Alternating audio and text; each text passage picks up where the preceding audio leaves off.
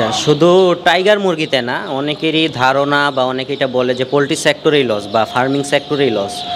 যদি এই সেক্টরে আপনার শুধু লসই হইতো, তাহলে যে 18 কোটি বলেন বা 20 কোটি আমাদের জনসংখ্যা, আমাদের আমিষের চাহিদা কিভাবে পূরণ হচ্ছে? আমাদের দেশে তো বাহির থেকে মাংস আমদানি হচ্ছে না, দুধ ডিম আমদানি হচ্ছে না, আমাদের দেশেই উৎপাদন হচ্ছে এবং সেটা আমাদের প্রান্তিক খামারিরাই করতেছে।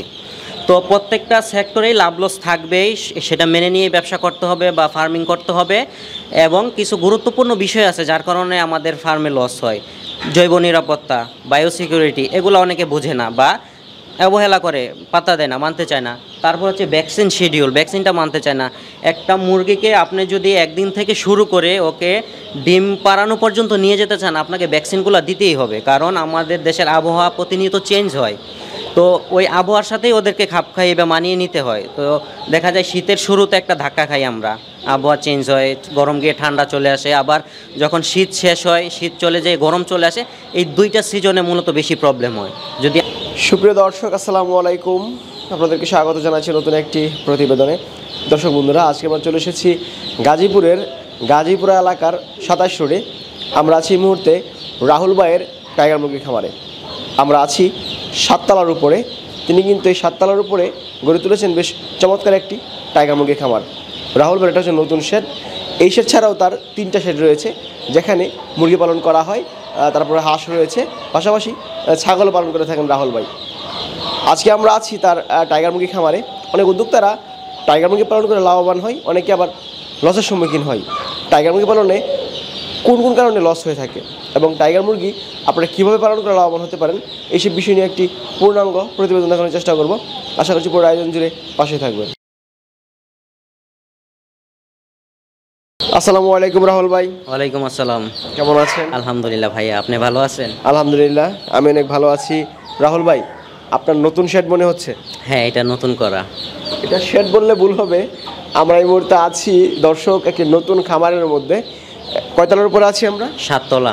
7 তলা। জি।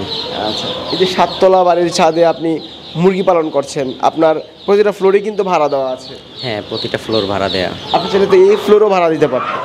আসলে আমার যেহেতু ফার্মের ব্যবসা, আগের যে খামারটা ছিল আমার, সেটা হচ্ছে টিন শেডের ছিল। তো সেইখানে আসলে বায়োসিকিউরিটিটা মেনটেন করা বা জৈব নিরাপত্তা, সেটা খুবই ঝামেলা হইতো বা বারবার রোগে আক্রান্ত হইতো, ভাইরাস অ্যাটাক করতো। তো এইখানে আমি যেটা এমনভাবে সাজিয়েছি খামারটা, যেন এখানে আমি বায়োসিকিউরিটিটা ভালোভাবে মেনটেন করতে পারি এবং আর্দ্রতা, তাপমাত্রা, এটা আমি চাইলে আমার মতো করে কন্ট্রোল শেডে যেভাবে নিয়ন্ত্রণ করে সেভাবে নিয়ন্ত্রণ করতে পারবো। আচ্ছা, আপনার যে মুরগিগুলো দেখতে পাচ্ছি, এগুলোর পিছনে লেজ নেই, কারণ কি? এটা আসলে বয়স হয় নাই এখনও, এটা নতুন প্যারেন্টস হচ্ছে। এটা বয়স হচ্ছে আপনার এখন প্রায় 2.5 মাস প্লাস হয়েছে। 3 মাসের মতো হয়েছে? 3 মাসের কাছাকাছি। আচ্ছা, লেজ না থাকার কারণটা কি? না, লেস না থাকার কারণ না, লেস হইতেছে। মোরগগুলো লেস হইতে একটু সময় লাগে, আর এদের একটু জিঙ্কের প্রবলেম ছিল। আমি জিঙ্ক দিচ্ছি, জিঙ্ক বেড দিচ্ছি, আশা করি 1 মাসের মধ্যে লেসগুলো হয়ে যাবে। লেজ কি নিজেরা খেয়ে ফেলে? না, এটা সমস্যা হলে নিজেরা খেয়ে ফেলে, লেস ভেঙে যায়, নিজেরা খেয়ে ফেলে এই প্রবলেমটা দেখা দিলে। এই প্রবলেমটা কী কারণে হয়? এটা জিঙ্কের অভাবে। তাহলে করণীয়টা কি এখন? করণীয় হচ্ছে জিঙ্ক বেড, একটা লিকুইড আছে, সেটা দিতে হবে। আর খাবারের সাথে হচ্ছে আমরা একটা গ্রিড পাওয়া যায়, যে কবুতরে আমরা যে গ্রিডটা দিচ্ছি, এটার উন্নত মানের একটা গ্রিড পাওয়া যায়, আপনার লাইমস্টোন, তারপরে শুটকি গুঁড়া, হ্যাঁ, সামুদ্রিক ফেনা, ওইগুলো মিক্সড করে একটা গ্রিড পাওয়া যায়, ওইটা দিলে ইনশাল্লাহ এই সমস্যাটা ঠিক হয়ে যাবে। আচ্ছা, তাহলে একটা নতুন প্যারেন্টস তৈরি করছেন? হ্যাঁ, নতুন প্যারেন্টস। ওই পাশে তো আপনার পুরানো প্যারেন্টস রয়েছে? হ্যাঁ, ওইটা আমার ওই পাশে রয়েছে, টিন শেটে। আচ্ছা, কতগুলো আছে মুরগি এখন? নতুনটা বলতে আমাদের পুরাতন প্যারেন্টস ছিল প্রায় 450-500 মতো, আর নতুন এটা যেটা দেখতেছেন, এটা হচ্ছে সব মোরগ। মানে কিছু মোরগ দেখা যায় স্ট্রোক করে, কিছু মোরগ আছে আপনার দুর্বল হয়ে যায়। তো এইটা হচ্ছে আমরা সাপোর্ট হিসেবে রেডি করতেছি, আর ওই সাইডে আমাদের মুরগিগুলো রাখা আছে। তো এখানে মোটামুটি 300-র মতো করা যাবে। আলাদা আলাদা রাখা আছে? আলাদা আলাদা রাখা আছে এখন। আচ্ছা, এই 3 মাস বয়সে আপনি মুরগি এবং মোরগ আলাদা রাখার কারণটা কি? কারণটা হচ্ছে, এটা অনেকে জানে না, এটা আমরাও আগে জানতাম না। মোরগ মুরগিটা একসাথে রাখলে ওরা দ্রুত ডিমে চলে আসে। দেখা যায় 3 মাস 4 মাস বয়স থেকে ডিম দেওয়া যায়। আসলে আমরা বলি যে হ্যাঁ, টাইগার মুরগি 4 মাস থেকে ডিম দেয় ঠিকই, কিন্তু এটা আসলে উচিত না ডিমটা নেওয়া। সেজন্য আমরা আলাদা রাখি, কারণ প্রত্যেকটা জিনিসেরই একটা পারফেক্ট সময় আছে। আমরা 4 মাস 4.5 মাস পর থেকে ডিমটা নেওয়া শুরু করি, তারপর মোরগ মুরগি একসাথে করি। কারণ টাইগার মুরগির ডিমের সাইজটা একটু বড় হয়, তো সেক্ষেত্রে ফিমেল মুরগিটা মলদার একটু প্রবলেম হয়ে যায় বা অনেক টাইমে মুরগি মারা যায় ডিমটা দ্রুত চলে আসলে। টাইগার মুরগির কী কী সমস্যাগুলো হয়? টাইগার মুরগি আপনার রোগ প্রতিরোধ ক্ষমতা খুবই ভালো, প্রবলেমের মধ্যে একটু গরমের সমস্যা হয়, অতিরিক্ত গরম পড়লে স্ট্রোক করতে পারে। তো সেটার জন্য হচ্ছে ফ্যানের ব্যবস্থা বা দুপুরবেলা পানির সাথে স্যালাইন লাইসোবিট এটা দিলেই যথেষ্ট। আপনার এখানে কিন্তু প্রচণ্ড বাতাস, উপরে ছাদ রয়েছে, গরমের কোনো সম্ভাবনা নেই? এখানে এখন আর গরমের প্রবলেম হচ্ছে না। কী কী ভ্যাকসিন করা আছে এই মুরগিতে? এটা একদিনে আপনার মারেক্স ভ্যাকসিন করা থাকে, 5 দিনে রানীক্ষেত, 10 দিনে গাম্বুরো, 18 দিনে গাম্বুরো, 24 দিনে রানীক্ষেত, 35 দিনে ফাউল পক্স, 65 দিনে ফাউল কলেরা, আপনার 80 দিনে ঠোঁট কাটতে হয়, তারপরে 90 দিনে বার্ড ফ্লু ভ্যাকসিনটা করতে হয়। আচ্ছা, টাইগার মুরগি পালন করে অনেকে লাভবান হয়েছে রাহুল ভাই, অনেকে আবার লসের সম্মুখীন হয়েছে। লসটা কোন কোন কারণে হয় টাইগার মুরগিতে? আচ্ছা, শুধু টাইগার মুরগিতে না, অনেকেরই ধারণা বা অনেকে এটা বলে যে পোলট্রি সেক্টরেই লস বা ফার্মিং সেক্টরেই লস। যদি এই সেক্টরে আপনার শুধু লসই হইতো, তাহলে যে 18 কোটি বলেন বা 20 কোটি আমাদের জনসংখ্যা, আমাদের আমিষের চাহিদা কিভাবে পূরণ হচ্ছে?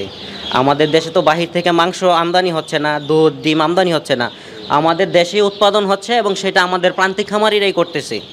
তো প্রত্যেকটা সেক্টরেই লাভ লস থাকবেই, সেটা মেনে নিয়ে ব্যবসা করতে হবে বা ফার্মিং করতে হবে। এবং কিছু গুরুত্বপূর্ণ বিষয় আছে যার কারণে আমাদের ফার্মে লস হয়, জৈব নিরাপত্তা, বায়োসিকিউরিটি, এগুলো অনেকে বোঝে না বা অবহেলা করে, পাত্তা দেয় না, মানতে চায় না। তারপর হচ্ছে ভ্যাকসিন শিডিউল, ভ্যাকসিনটা মানতে চায় না। একটা মুরগিকে আপনি যদি একদিন থেকে শুরু করে ওকে ডিম পাড়ানো পর্যন্ত নিয়ে যেতে চান, আপনাকে ভ্যাকসিনগুলো দিতেই হবে, কারণ আমাদের দেশের আবহাওয়া প্রতিনিয়ত চেঞ্জ হয়। তো ওই আবহাওয়ার সাথেই ওদেরকে খাপ খাইয়ে বা মানিয়ে নিতে হয়। তো দেখা যায় শীতের শুরুতে একটা ধাক্কা খাই আমরা, আবহাওয়া চেঞ্জ হয়, গরম গিয়ে ঠান্ডা চলে আসে, আবার যখন শীত শেষ হয়, শীত চলে যায়, গরম চলে আসে, এই দুইটা সিজনে মূলত বেশি প্রবলেম হয়। যদি আমাদের মুরগিটা ভ্যাকসিন করা থাকে, ওর মধ্যে অ্যান্টিবডি তৈরি হবে, রোগ প্রতিরোধ ক্ষমতা বাড়বে, যে কোনো ভাইরাস অ্যাটাক করুক সেটা যদি আপনি আইডেন্টিফাই করতে পারেন বা রোগটা বুঝতে পারবেন, ওই অনুযায়ী মেডিসিন দিলে বা আপনার চিকিৎসকের পরামর্শ নিয়ে মেডিসিন দিলে সুস্থ হবে। কিন্তু যদি ভ্যাকসিনটা না করেন তাহলে ওই মুরগিটা টিকানো সম্ভব না। আচ্ছা, প্রচুর বাচ্চা রয়েছে, ব্রোডিং চলছে, কিছু বাচ্চা নতুন বাচ্চা ফুটে বের হয়েছে, অনেক বড় বাচ্চা দেখতে পাচ্ছি আছে। কত হাজার বাচ্চা আছে? আমাদের এখানে 4টা ব্রোডিং সেট করা হয়েছে, প্রতিটাতে আপনার 500 পিস করে 2000 বাচ্চা? হ্যাঁ, 2000। কোন বয়সের বাচ্চা আছে? এখানে বাচ্চা আছে আপনার হচ্ছে, আজকে একটা বয়স হচ্ছে 17 দিন, একটা আছে 7 দিন, আর একটা হচ্ছে আজকে ছাড়া হয়েছে সকালে, 0 বাচ্চা, আজকে হ্যাচিং হয়েছে। বিভিন্ন বয়সের বাচ্চা রয়েছে? হ্যাঁ, বিভিন্ন বয়সে। চাহিদা কোনটার বেশি? চাহিদা সবগুলোরই বেশি। যারা হচ্ছে নতুন খামার শুরু করতেছে তারা হচ্ছে 16-17 দিন বা 7 থেকে 12 দিনের বাচ্চাটা নিচ্ছে। যারা হচ্ছে পুরাতন খামারি ওনারা 0 দিনের বাচ্চাটা নিচ্ছে। দুইটারই চাহিদা ভালো। যদি কেউ ভালো মানের বাচ্চা চায় আপনার কাছ থেকে নিতে পারবে তো নাকি? হ্যাঁ, অবশ্যই, ইনশাল্লাহ। আপনি যে অরিজিনাল টাইগার মুরগিটা দিচ্ছেন আমরা বুঝবো কীভাবে? এখানে হচ্ছে আমি প্রত্যেকটা খামারিকে বলে দিই, আপনারা সরাসরি আমার ফার্মে এসে নিয়ে যাবেন, চেষ্টা করবেন। আর দ্বিতীয়ত হচ্ছে বিশ্বাস করতে হবে, কারণ টাইগার মুরগি নিয়ে অনেক প্রতারণা হয় বাংলাদেশে। যেমন আমার এখানে মোরগগুলো দেখেন, বিভিন্ন কালারের কিন্তু মোরগ আছে। তো টাইগার মুরগির মেইন কালারই হচ্ছে এইটা। আরেকটা কালার হয় শুধু লাল এবং কালো, সেটা মাংসের জন্য, এটা আলাদা। আর টাইগারের মেইন কালারটা হবে আপনার এই যে মাখরা কালার, মাল্টি কালার, লাল কালার। আর বাচ্চার সাইজটা একটু বড় হবে, আর তুলনামূলক ঠোঁটগুলো একটু শর্ট হয়। আপনি দেখবেন সোনালী মুরগির যে বাচ্চাটা হয় ঠোঁটটা সাইজে একটু মোটা হয়, লম্বাটে হয়। আর টাইগারের বাচ্চার ঠোঁটটা একটু ছোট হবে, পাগুলা একটু খাটো খাটো হবে। আরেকটা প্রধান বৈশিষ্ট্য হচ্ছে আপনার টাইগারের বাচ্চাগুলো ছোটোবেলা একই কালার দেখতে, যেটা রেড কালার সেটা সবগুলো লাল, যেটা কালো সেটা সবগুলো কালো, বড় হওয়ার পর বিভিন্ন কালার আসে। আর সোনালী বাচ্চাগুলো ছোটোবেলা থেকে বিভিন্ন কালার ওর বডিতে দেখা যায়। আচ্ছা, তাহলে যদি কেউ আপনার কাছ থেকে বাচ্চা নিতে চাই, ভালো মানের বাচ্চা দিবেন। ইনশাআল্লাহ। ভালো থাকবেন। আসসালামু আলাইকুম। ওয়ালাইকুম আসসালাম।